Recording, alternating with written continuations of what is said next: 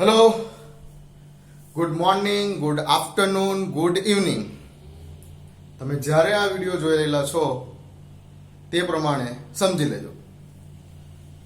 Last વિડીયોમાં આપણે પોલિમરની બનાવટ સ્ટાર્ટ કરી, જેમાં આપણે લો ડેન્સિટી પોલિથીન કેવી રીતે બને છે તેનું સમીકરણ લખ્યું. ચાલો હવે આજે આપણે આગળ જઈએ. આજે આપણે જોવાનું છે કે હાઈ ડેન્સિટી પોલિથીનની બનાવટ એક્ઝામમાં શું આવશે? HDPE ની બનાવટ માટેનું માત્ર સમીકરણ આપો. શરૂઆત કરીએ છીએ. નોટ અને પેન લઈ લો, ઇયરફોન લઈ લો, ઓકે, અને રેડી થઈ જાઓ. સ્ટાર્ટ કરીએ છીએ આપણે HDPE.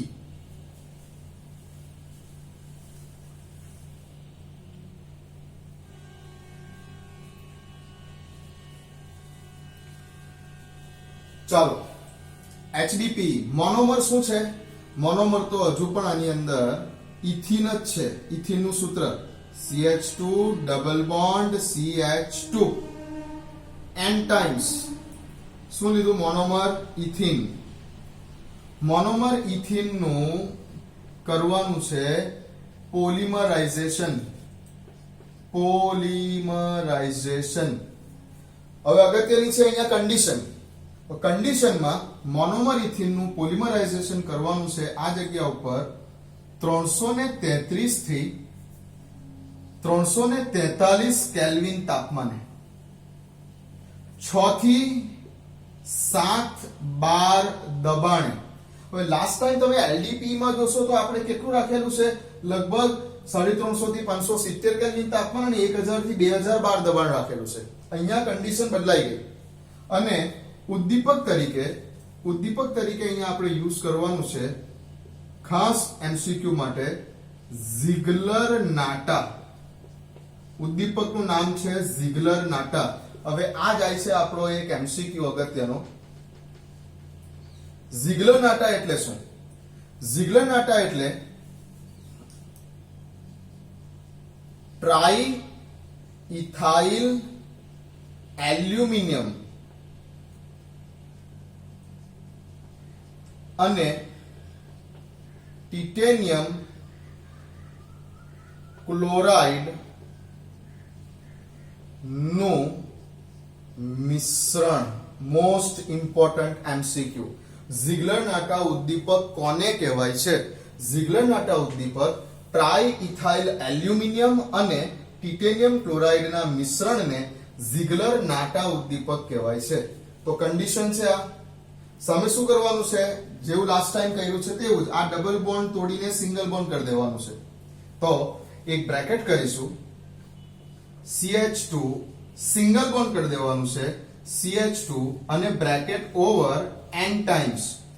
આ થઈ ગયો આપણો HDPE, high density polymer.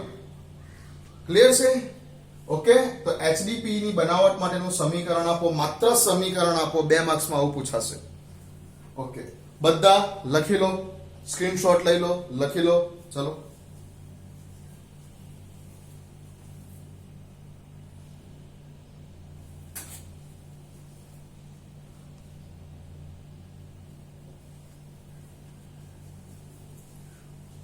Okay, લખાઈ ગયું. હવે આની પછી આગળ શું છે આવવાનું? આના ગુણધર્મો. મેં તમને લાસ્ટ ટાઈમ કીધું છે કે ગુણધર્મો અને ઉપયોગો. આમાં 2 પોઈન્ટ લખવાના છે, એ બુકમાં જોઈને લખી કરવાના. ગુણધર્મોમાં જનરલી બધા પોલિમરના ગુણધર્મોમાં શું આવશે? તો કે અહીંયા બી વાત કરીએ તો તે રાસાયણિક રીતે નિષ્ક્રિય છે. મોટે ભાગે દરેક પોલિમરના ગુણધર્મોમાં આ સેન્ટેન્સ હશે, રાસાયણિક રીતે નિષ્ક્રિય છે. મોટે ભાગે બધા પોલિમરમાં લખી દેવાનો આ શબ્દ. તે થર્મોપ્લાસ્ટિક પ્રકારનો પોલિમર છે. રાસાયણિક રીતે નિષ્ક્રિય છે, થર્મોપ્લાસ્ટિક પ્રકારનો પોલિમર છે. દરેકે દરેક મોટે ભાગે વિદ્યુતનો અવાહક છે. દરેકે દરેક પોલિમરમાં કોમન સેન્ટેન્સ આવે છે. તો દરેકમાં 2-3 યાદ રાખવાના. ગુણધર્મની અંદર 2 લાઈન લખી દેવાની. હા, થર્મોપ્લાસ્ટિક સિવાય કે 2 પોલિમરમાં નહીં લખતા. મેં આપણે લાસ્ટ ટાઈમ વાત કરી. કયા કયા? બેકેલાઇટ અને મેલામાઇન આ બે એવા પોલિમર છે કે જે થર્મોસેટિંગ પ્રકારના છે. એના સિવાયના બીજા બધામાં લખી શકો છો કે તે થર્મોપ્લાસ્ટિક છે. બીજું તો આની અંદર બીજું લખી શકાય છે કે તે આ જગ્યા ઉપર આપણે વાત કરીએ HDPE, આપણે લાસ્ટ ટાઈમ LDPE માં એવું લખેલું હતું કે તે શાખીય પોલિમર છે. અહીંયા લખવાનું છે કે તે રેખીય પોલિમર છે. તે રેખીય પોલિમર છે. ઓકે, આ બધા ગુણધર્મો છે, બુકમાં જોઈને બબે લાઈન લખી દેવાની. અને તેના ઉપયોગોની અંદર ફરીથી પ્લાસ્ટિકના પાઇપોની બનાવટમાં, પ્લાસ્ટિકની બોટલોની બનાવટની અંદર વગેરે વગેરે પ્લાસ્ટિકની ચીજ વસ્તુની બનાવટમાં તેનો ઉપયોગ થાય છે. ગુણધર્મના ઉપયોગો વાંચવાના છે, વાંચીને લખી દેવાના. ખાસ અગત્યનું ધ્યાન રાખો, અહીંયા ટેમ્પરેચર કેટલું છે, દબાણ કેટલું છે, ઉદ્દીપક કયો છે, ઝિગલર-નાટા એટલે શું, આ શોર્ટ ક્વેશ્ચન માટે. ઓકે, આગળ જઈએ છીએ આપણે. આટલું લખી લીધું હશે.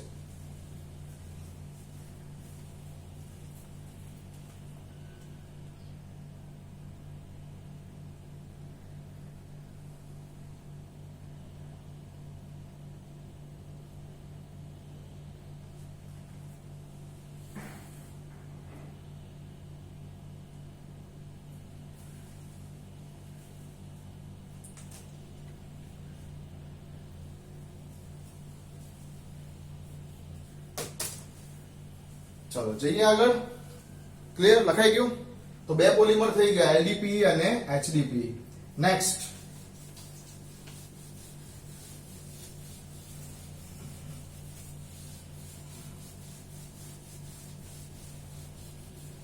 આગળ જઈએ છીએ આપણે થર્ડ પોલિમર ઉપર.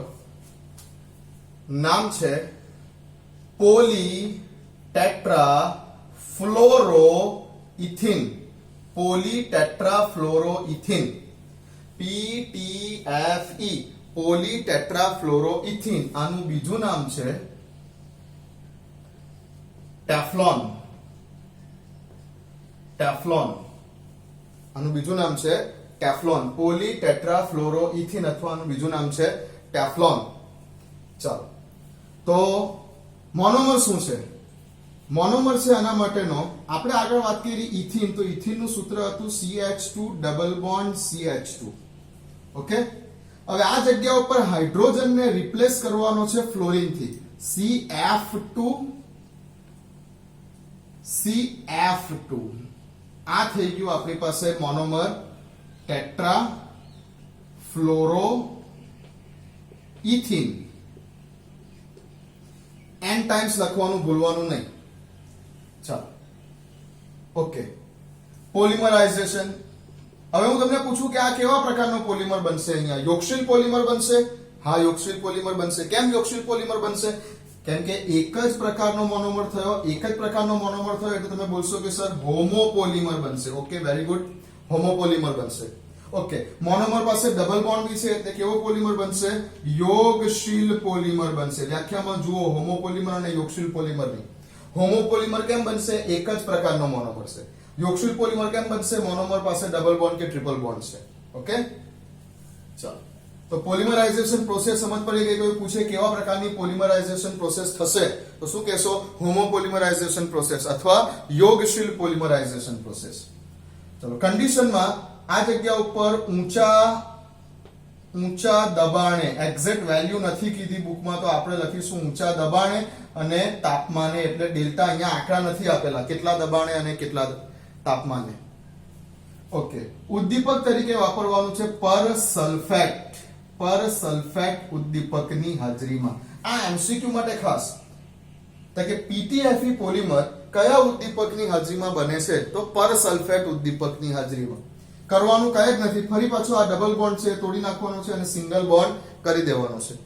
તો CF2 single bond CF2 bracket over અને n ટાઈમ્સ આ બની ગયો આપણો PTFE. પોલિમરની બનાવટનું માત્ર સમીકરણ આપો. આટલું સમીકરણ લખ્યું એટલે આપણા થઈ ગયા આ 2 માર્ક્સ. ઓકે, ચલો આવડે. શબ્દ સ્વરૂપે લખવાનું કે તો શબ્દો આપણા છે, તમારા શબ્દો છે. શું લખશો? તો કે મોનોમર ટેટ્રાફ્લોરોઇથિનની ઊંચા તાપમાને ઊંચા દબાણે પોલિમરાઇઝેશન પ્રક્રિયા પર સલ્ફેટ ઉદ્દીપકની હાજરીમાં કરતા PTFE નામનો પોલિમર બને છે. આપણા શબ્દો છે. ચલો લખી કાઢો સમીકરણ, વિડિયો પોઝ કરો, સ્ક્રીનશોટ લઈ શકો છો, વિડિયો પોઝ કરી શકો છો અને નોટ અને પેન સાથે રાખી અને બનાવટનું સમીકરણ લખી કાઢો.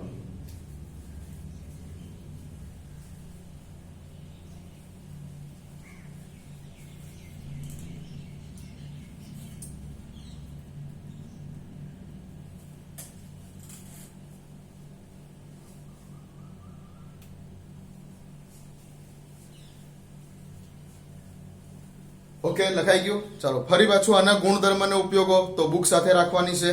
ગુણધર્મ અને ઉપયોગોમાં એકની એક જ વસ્તુ ફરીથી ગુણધર્મમાં તો કે પહેલો પોઈન્ટ કેવો છે, રાસાયણિક રીતે નિષ્ક્રિય છે. કેવું લાગે છે બધા મોનોમર એક જ લાઈનમાં છે તો કેવો પોલિમર છે, રેખીય પોલિમર છે. ફરી પાછું થર્મોપ્લાસ્ટિક પ્રકારનો પોલિમર છે. દરેકમાં એકની એક જ વસ્તુ લેખા કરવાની છે ગુણધર્મોની અંદર. આની અંદર એક ખાસ અગત્યની વાત આ છે, એક ગુણધર્મ બીજો એનો એક એ છે કે આ પોલિમર એક ક્ષારણ પ્રતિરોધક છે. કાટ નથી લાગતો, ક્ષારણ પ્રતિરોધક છે. વિદ્યુત અને ઉષ્માનો અવાહક છે.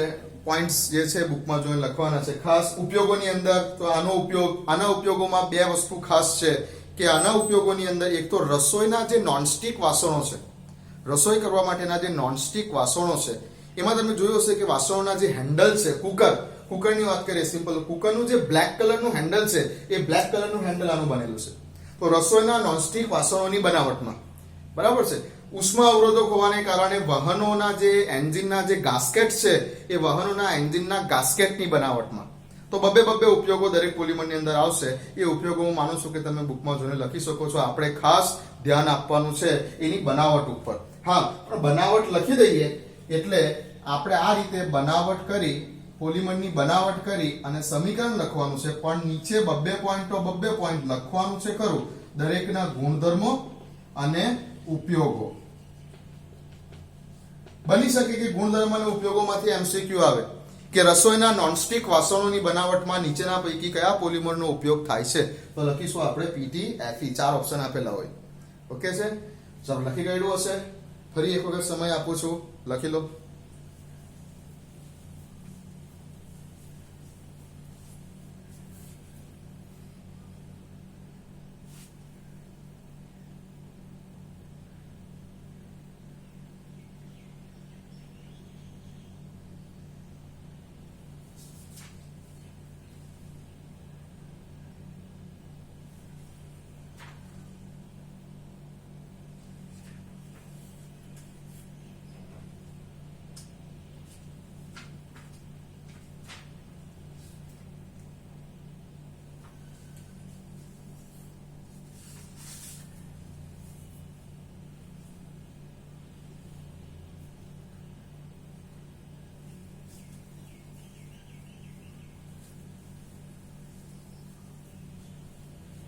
ચાલો આગળ જઈએ.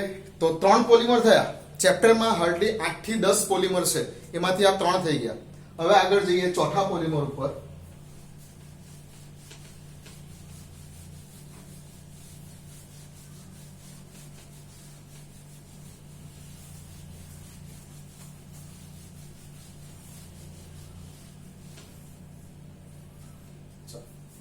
નંબર 4 પોલીએક્રિલોનાઇટ્રાઇલ. પોલીએક્રિલોનાઇટ્રાઇલ. એનું બીજું નામ છે ઓર્લોન. ઓકે, ચાલો બનાવટ.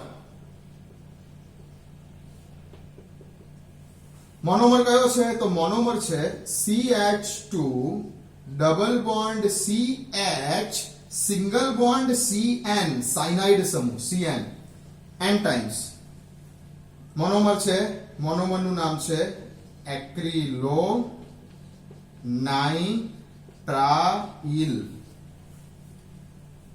અથવા આ મોનોમરને બોલી શકાય છે બીજું નામ આનું વિનાઇલ સાયનાઇડ. પોલિમરાઇઝેશન પ્રક્રિયા. કેવો પોલિમર બનશે?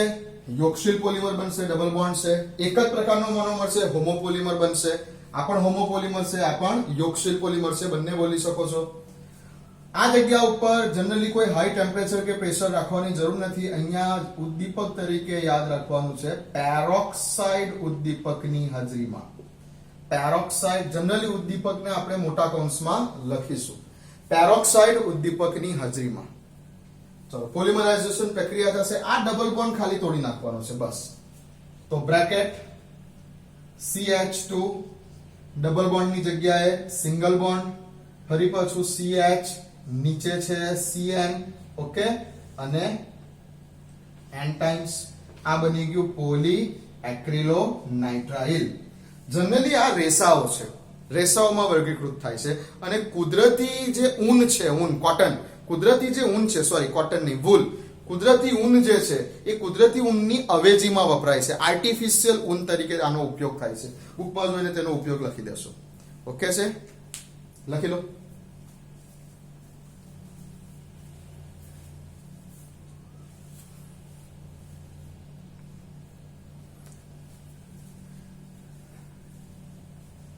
ચાલો, તો ટોટલ આપણા 4 પોલિમર થયા અત્યાર સુધીમાં. બરાબર, ચાર પોલિમર માટેની વ્યવસ્થિત બનાવટ, તેના ગુણધર્મ અને તેના ઉપયોગો નોટની અંદર લખી દેવાના. નેક્સ્ટ વિડીયોની અંદર આપણે બીજા આગળ વધારાના પોલિમર વિશેની ચર્ચા કરીશું. લખી લો, વાંચતા રહેજો. અને ખાસ મેં જે એસાઇનમેન્ટ આપેલું છે, ગઈકાલે મેં વોટ્સઅપ પર મૂકેલા છે, 10 શોર્ટ ક્વેશ્ચન મૂકેલા છે. એ 10 શોર્ટ ક્વેશ્ચનને એક એસાઇનમેન્ટ તરીકે લખીને તમારે બધાએ મને રિપ્લાય આપવાનો છે કે સર ઓકે મારું લખાઈ ગયું છે. તો મને પણ આનંદ આવશે, મને મારો પણ એક ઉત્સાહ વધશે કે ના, તમે ખરેખર જે કંઈ પણ આ વિડીયો લેક્ચર્સ ચાલી રહેલા છે એ તમે જોઈ રહેલા છો અને મારી મહેનત પણ સફળ થઈ રહેલી છે. બધાએ લખીને મને રિપ્લાય આપવાનો છે, પ્રાઇવેટમાં રિપ્લાય આપવાનો છે. ગ્રુપની અંદર તો તમે સેન્ડ નથી કરી શકવાના. પ્રાઇવેટમાં મને રિપ્લાય આપવાનો છે કે યસ સર મેં લખેલું છે. મારી પાસે ગઈકાલથી અત્યાર સુધીમાં લગભગ 3-4 વિદ્યાર્થીઓના જ મેસેજ આવ્યા છે કે યસ સર મેં લખી કાઢ્યું છે એવું. પણ બધાએ જ લખીને મને પ્રાઇવેટમાં મોકલવાનું છે. ઓકે, અસાઇનમેન્ટ આ રીતે જે ટોપિક ચાલતા જશે તે ટોપિકને રિલેટેડ અસાઇનમેન્ટ હું મૂકતો રહીશ. એ તમારે મને લખી અને વોટ્સઅપ ઉપર પ્રાઇવેટની અંદર જવાબ આપવાનો છે કે યસ સર મારું લખાઈ ગયું. કંઈ પ્રોબ્લેમ હોય તો તમે મને અલગથી પૂછજો, એટલે આપણે ફરી પાછું વિડીયોની અંદર એની ચર્ચા કરીશું.